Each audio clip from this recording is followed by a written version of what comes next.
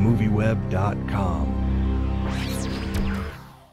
So, I saw Werner Herzog in your movie. Yeah. Does he just do whatever you tell him to do? Yeah, I actually put something in Werner's brain. I put a little chip in Werner's brain, and I can control him. So basically, when I'm doing a movie, I just have a little like fob that I push, and he comes. Werner, secret about Werner is that he really likes to act, and it's pretty easy to get him to do something if he gets to have fun with it. So he's always he's ready to come when I call.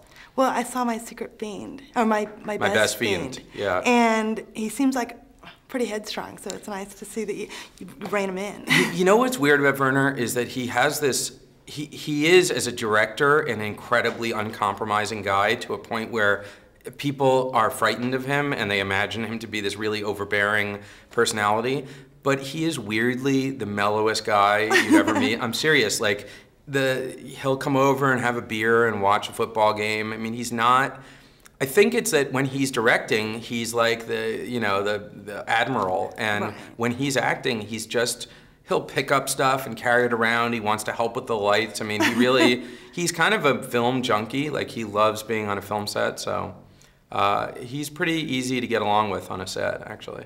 Well, I had a question about how the poker was played. Did everybody have like a boot camp to get pokerized? They did, actually.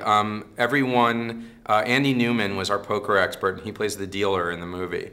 And he basically took all the actors who didn't know how to play poker and taught them. But remember that Cheryl and David and Richard Kind and Woody all play a lot of poker already. Right, they're machines. Yeah, they're all, I mean, Cheryl particularly was playing tons of poker.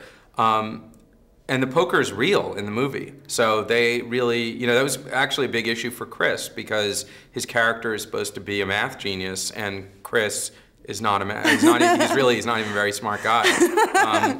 I mean, he's kind of, you pretty much have to push him around and get him to go anywhere.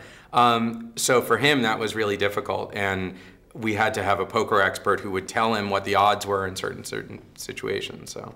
Well, did they get to create their own characters, speaking of Chris's character? Yeah, absolutely, and Chris I mean, we had an outline that said, here's who Harold Melvin is, and here's the details about him, but Chris, the stuff about Dune, the stuff about people not touching his hair, the stuff about his sports, you know, his drinks and stuff. I mean, some of that came from the outline, but a lot of it was him sitting in his room and coming up with it and writing some of it out sometimes. I mean, he really contributed a lot. A lot of the actors did. It's the nature of that format. Did they plan, I mean, did you plan who was going to win? Or was it just whoever? No, here's the thing. I did originally plan, but then I came up with this idea of playing the final table for real.